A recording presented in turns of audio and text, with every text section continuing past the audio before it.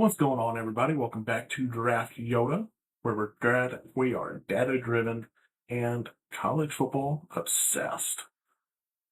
I am Draft Yoda himself, Bill Workman, your favorite draft nerd's favorite draft nerd. And a few days ago, we talked about the coaches sitting on the hot seats in college football. Guys like Mike Norvell, Luke Fickell, Lincoln Riley. Several coaches who could be coaching for their jobs this season.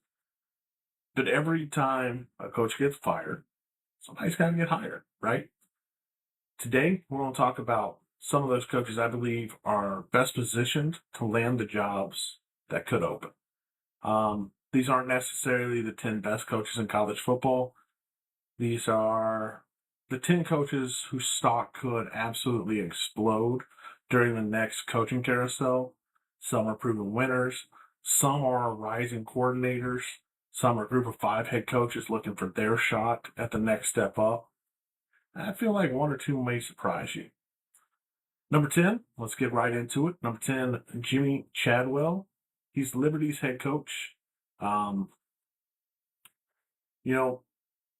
easiest way I can say this is everywhere he goes, he wins. At Coastal Carolina, he built one of the most unique and exciting programs in college. Then he went to Liberty and immediately continued winning football. It's not luck. He's a culture builder. He's a leader of men, and he's a great coach. His biggest strength is offensive innovation. His offenses consistently create explosive plays and force defenses into uncomfortable situations. Where I think he would fit best is probably Mississippi State, South Carolina, and Maryland, one of those three. But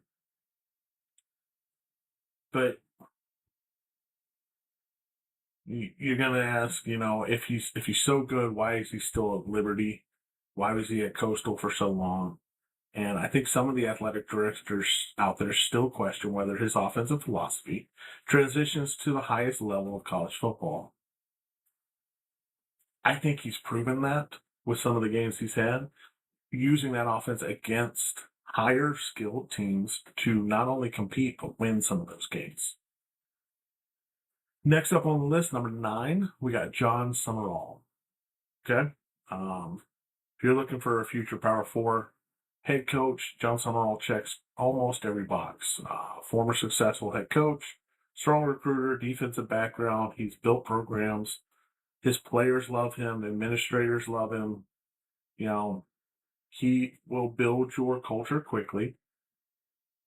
And he's done that everywhere he's been, and the team has improved because of it. I think he goes to like Maryland, Baylor, Boston College, maybe even Wisconsin.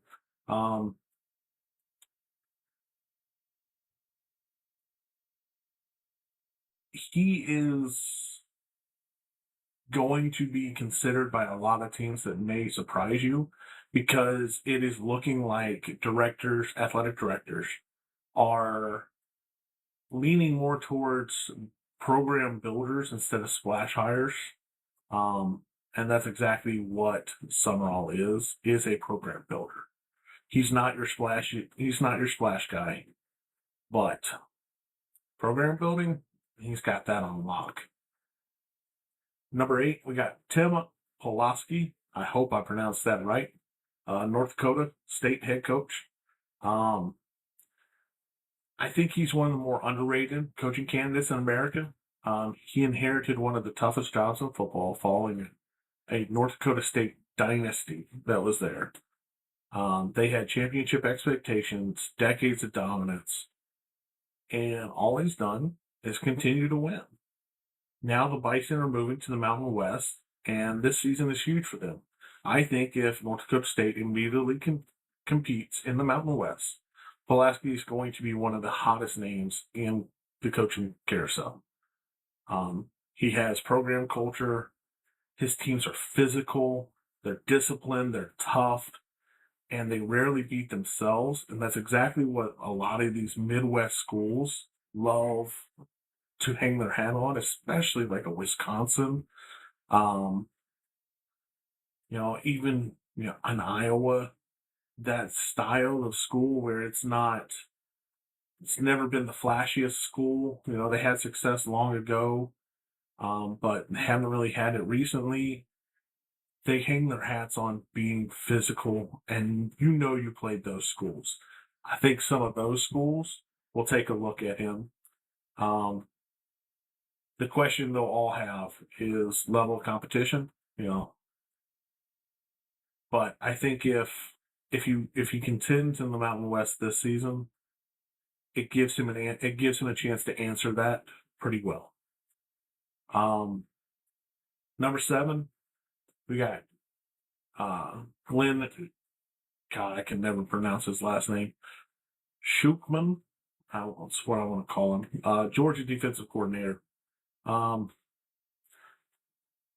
it feels like every coaching cycle, somebody calls on Glenn, and for a good reason. I mean, he's been a part of one of the greatest defensive runs in modern college football. They've won national championships. They're elite at recruiting. They develop NFL talent. You know, that's exactly what everybody wants: defense and recruiting. I could see him landing at like a Florida State, South Carolina, Ole Miss, maybe, if they decide to change directions. Um, he's been selective, so I don't know where the school is that he wants.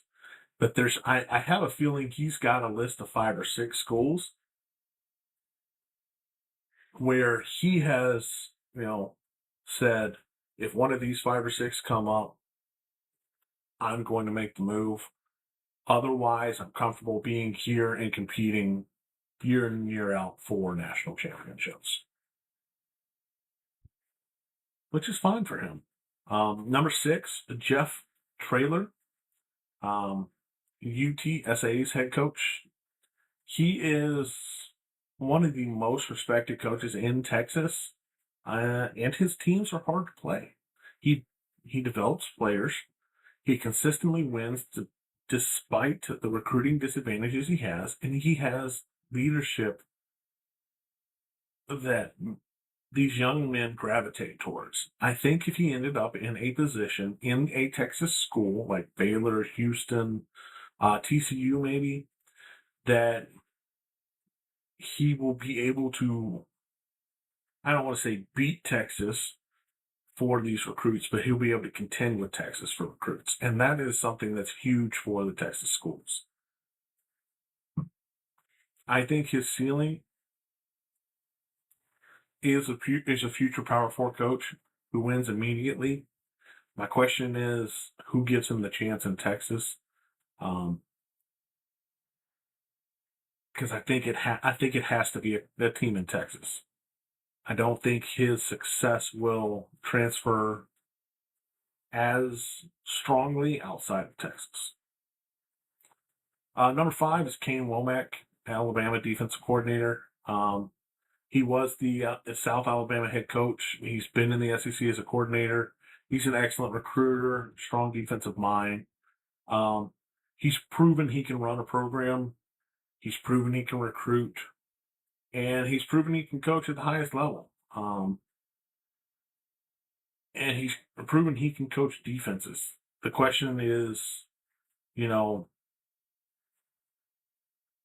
some people will question his response to some of the players on Alabama and how they've reacted over the past few seasons, especially the fit that was thrown at Vanderbilt. But I think he's still in the hunt. I think he's still in the conversation, especially for some of these schools that are looking for somebody with SEC talent or proven track record in the South, like Mississippi State, Wake Forest, Georgia State.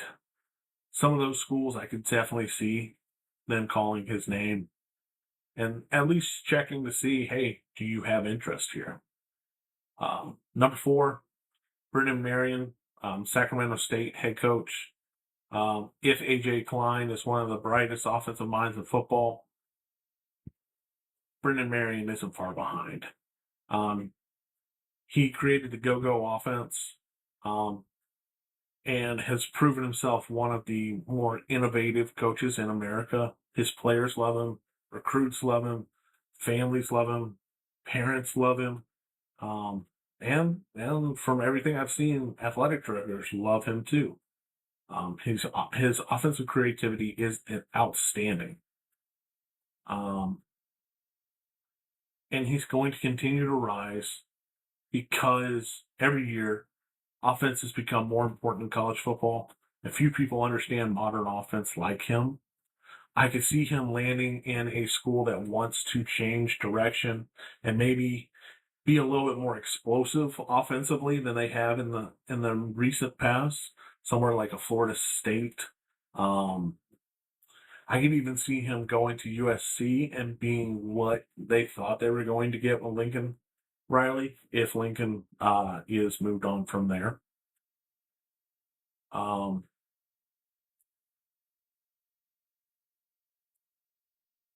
I need to check something because next up is Dan Mullen. Um, I just want to make sure he hasn't signed somewhere. But no. Um, Next up is Dan Mullen. He is currently UNLV's head coach. Um, and he's proven that he can coach in the SEC. He's proven that um,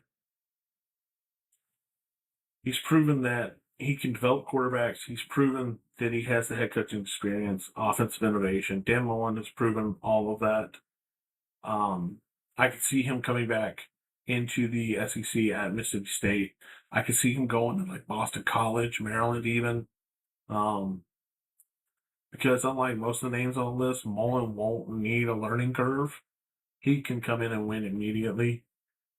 Um, and that's a big game changer for um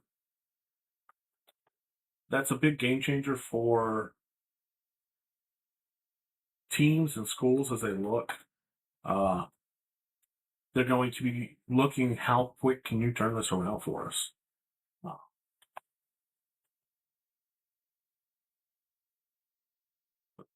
so number two, um, I do think this is going to be a name that, for me, I don't know if he'll leave, but if he wanted to, um, Arthur Smith, he's currently the offensive coordinator at Ohio State. He carries a lot of weight with his name, being former Pittsburgh Steelers, then a Falcons head coach. If he wants to make the step from coordinator into coaching again, he's going to carry a lot of weight. But he's only number two because number one is KJ Kinne to me. GK Kinne to me. Ugh. I am not talking well right now. Sorry about that. Um, I think personally, he's at Texas State right now, and I think he is the next superstar hire from the lower level to the Power Four. Every coaching cycle, he's one of the coaches who explodes onto the national scene. Everybody talks about him. Everybody suddenly wants him and wants to talk to him in the room. He's able to build modern offenses. He recruits at a high level. His player development is top notch. His leadership is top notch. He truly is one of the more complete packages, and that's not in Power Four football. Um, you know why he's my number one is because I think he has the highest ceiling of anyone on this list so far. And if Texas State has another big year, I think he could almost ask for a blank check with certain schools. Similar, those schools could be Florida State, USC, North Carolina, South Carolina, and Baylor. I mean, really, any of these schools that lost a coach or decided to move on from a coach could definitely reach out to him. I do have a couple wild cards that I know everybody's going to talk about or question why. Deion Sanders is one. He's a big name. He's a big personality. He's also a gigantic risk. That team has run into a negative for 3 years under Deion Sanders, and that's not something that ADs or school officials are really going to love. Um, so that's why he's a wild card. If he can prove that he can run a program and not run it as a deficit, then maybe. He also needs to prove that he can win as consistent. He can consistently win football games, but he hasn't proven either of those yet. Rhett Lashlee, let's be real. If SMU continues to win, athletic directors are going to call. It's as simple as that. They're in the ACC. SEC schools, Big 12, Big 10 schools are both going to call and say, hey, what's it going to take? Last wild card, I don't think he'll personally come from there because everything I've heard from him, he is the type of guy that this team gave me my shot. I'm going to stick with them as long as I can. That's Curt Cignetti. If Indiana wins another national championship or even returns to the national championship, I have a feeling a lot of schools are going to start knocking on his door and saying, what's it going to take to get you into our school? Especially some of these schools like Florida State that were traditional powers that have, seen rougher days recently. But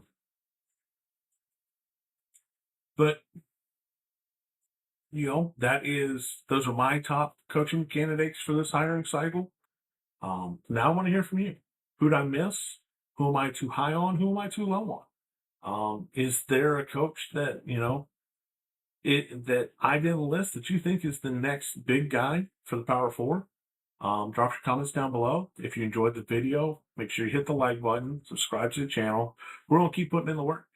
I am Draft Yoda, Bill Workman, your favorite draft nerd's favorite draft nerd. As always, we'll see you next.